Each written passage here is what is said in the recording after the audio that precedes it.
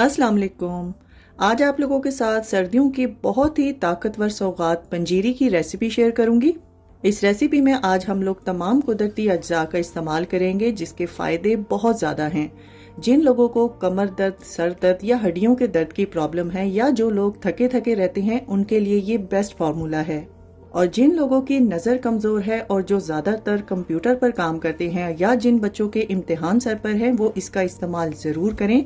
दिमागी कमज़ोरी हो या बालों के, स्किन के या नेल्स के प्रॉब्लम्स हो, उन तमाम चीज़ों का हल इस एक रेसिपी में मौजूद है।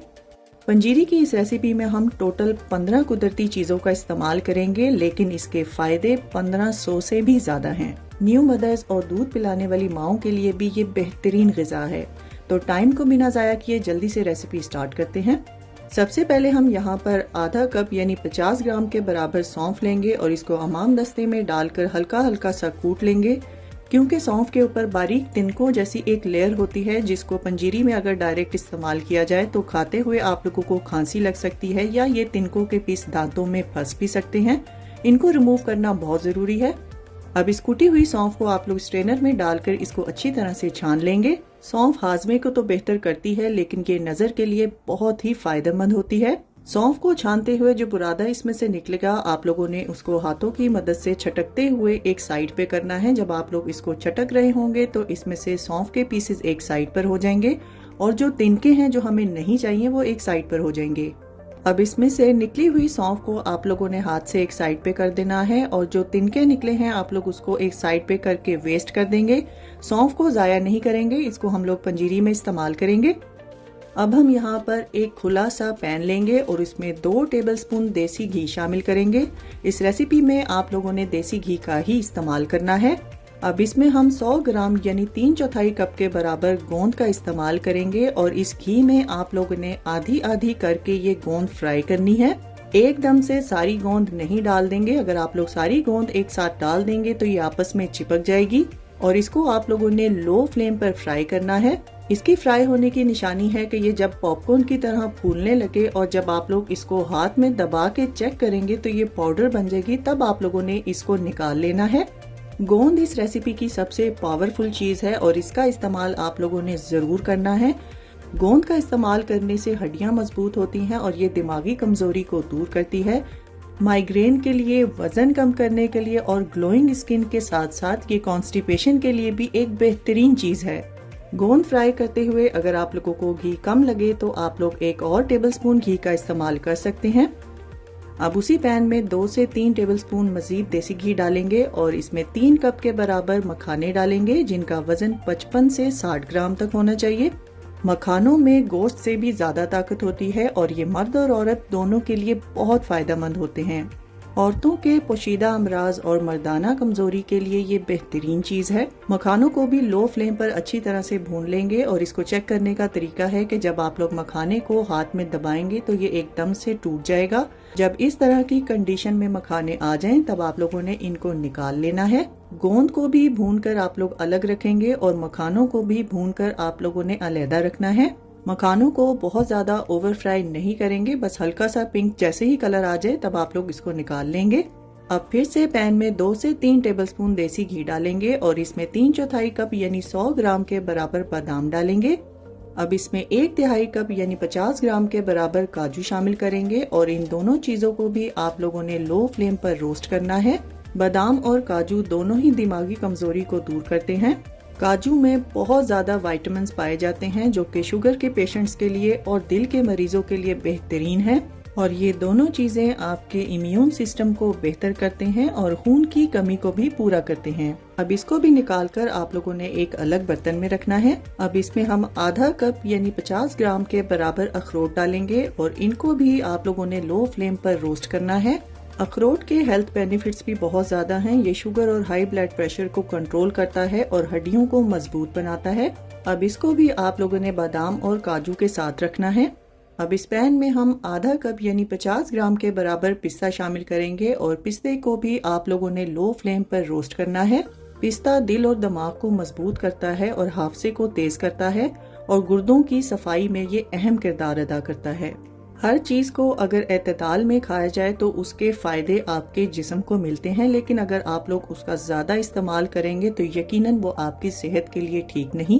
अब इसमें हम 50 ग्राम ड्राई और बारीक कटा हुआ नारियल शामिल करेंगे और इसको भी आप लोगों ने लो फ्लेम पर रोस्ट करना है। नारियल में मौजूद तेल बालों और स्किन के लिए बहुत मुफीद है और ये शुगर कंट्रोल करने और वजन कम करने में भी अहम किरदार अदा करता है। इस रेसिपी को अगर आप लोगों ने ज़्यादा फायदेमंद बनाना है तो इसमें आप लोगों ने पिसे हुए खोपरे का इस्तेमाल नहीं करना। अब इसमें हम 1/4 कप यानी 25 ग्राम के बराबर खरबूजे के बीज शामिल करेंगे, जिसको 4 मगज भी कहा जाता है। इनको भी आप लोगों ने लो फ्लेम पर रोस्ट करना है और इनके भी हेल्थ बेनिफिट्स बहुत ज़्यादा हैं, लेकिन ये तासीर में गर्म होते हैं। गुर्दे की पथरी के लिए ये बहुत ज़्यादा फायदेमंद है। अब इसको भी निकाल के आप लोगों ने बादाम, पिस्ता और अखरोट के साथ रखना है। अब इसमें हम आधा कप यानी 75 ग्राम के बराबर किशमिश शामिल करेंगे और किशमिश को भी आप लोगों ने लो फ्लेम पर रोस्ट करना है। किशमिश आँखों और दांतों की सेहत के लिए मुफीद है और ये खून की कमी को भी पूरा करती है और जिस्म को मुख्तलिफ किस्म के इन्फेक्शन से भी महफूज रखती है। किशमिश जब रोस्ट होके फूल जाए तब आप लोगों ने इसको अलहदा बर्तन में निकालना है। अब इस पैन में हम 4 से 5 टेबलस्पून देसी घी मजीद शामिल करेंगे और 2 कप यानी 250 ग्राम के बराबर आप लोगों ने इसमें सूजी शामिल करनी है और सूजी को आप लोगों ने मीडियम टू लो फ्लेम पर भून लेना है। सूजी को भूनते हुए आप लोगों को 15 से 20 मिनट लगेंगे और आप लोगों ने इसको भूनते हुए चम्मच को मुसलसल हिलाते रहना है। जब सूजी हल्की हल्की पिंक होने लगे तब आप लोगों ने इसमें सौंफ शामिल करनी है, जिसको हम लोगों ने शुरू में रेडी किया था, लेकिन सौंफ को हम लोग कूट के शामिल करेंगे। अगर आप लोग चाहें तो आप लोग सौंफ का पाउडर बना के भी इस्तेमाल कर सकते हैं। सौंफ के साथ ही अब हम इसमें 3 टेबलस्पून यानी 25 ग्राम के बराबर अलसी के बीज शामिल करेंगे। अलसी हार्मोनल प्रॉब्लम्स को दूर करती है, वजन कम करने और जिस्म की सूजन को भी दूर करती है, लेकिन ये तासीर में बहुत गर्म होती है, इसीलिए पंजीरी में इसका इस्तेमाल हम लोग कम करेंगे। इस रेसिपी में मैंने टोटल 250 ग्राम देसी घी का इस्तेमाल किया है। अलसी और सौंफ को जलने से बचाने के लिए आप लोगों ने इसको सौंफ के साथ ही भूनना है, इसको अलग से हम लोग नहीं भूनेंगे। यहाँ पर आप लोगों ने फ्लेम को ऑफ कर देना है। तो चलिए नेक्स्ट स्टेप की तरफ चलते हैं। अब यहाँ पर आप लोगों ने एक चॉपर लेना है और इसमें तमाम चीजों को एक एक करके हम लोग चॉप करेंगे। सबसे पहले आप लोगों ने नारियल डालना है। नारियल को बारीक पीसने के बाद अब हम इसमें बादाम और काजू शामिल करेंगे और इसमें से थोड़े से बचा लेंगे क्योंकि पंजीरी में हम लोग कुछ ड्राई फ्रूट साबुत शामिल करेंगे। अब हम इसमें रोस्ट किया हुआ अखरोट शामिल करेंगे और इसमें से भी कुछ दाने अखरोट के बचा लेंगे। साथ ही हम इसमें रोस्ट किया हुआ पिस्ता शामिल करेंगे और थोड़ा सा पिस्ता बचा लेंगे। और अब हम इसमें मगज शामिल करेंगे और इसमें से भी चंद बीज हम लोग बचा लेंगे। इन तमाम ड्राई फ्रूट्स को आप लोगों ने बहुत ज़्यादा पाउडर फॉर्म में तैयार नहीं करना, बल्कि आप लोगों ने इनको थोड़ा मोटा मोटा चॉप करना है। वीडियो में आप लोग देख सकते हैं कि ड्राई फ्रूट ना तो बहुत ज़्यादा बारीक हुआ है और ना ही इसके पीसेस मोटे हैं, बल्कि ये दरमियाने से चॉप हुए हैं। बिल्कुल इसी तरीके से आप लोगों ने इनको रेडी करना है। अब इसको एक साइड पे रखेंगे। तो चलिए नेक्स्ट स्टेप की तरफ चलते हैं। अब उसी सेम चॉपर में आप लोगों ने फ्राई की हुई गोंद भी शामिल कर देनी है और गोंद को आप लोगों ने रोक रोक के 3 से 4 बार मशीन को चलाना है और इससे ज्यादा आप लोग मशीन को नहीं चलाएंगे। गोंद को भी आप लोगों ने पाउडर फॉर्म में तैयार नहीं करना, बल्कि आप लोगों ने इसको चंकी फॉर्म में तैयार करना है। वीडियो में आप लोग देख सकते हैं कि गोंद जो है वो बिल्कुल पाउडर की फॉर्म में नहीं है, बल्कि इसमें छोटे छोटे गोंद के पीसेस मौजूद हैं। बिल्कुल इसी तरीके से आप लोगों ने इसको चॉपर में चॉप करना है। अगर आप लोग चाहें तो गोंद को आप लोग अमाम दस्ते में भी हल्का हल्का सा कूट सकते हैं।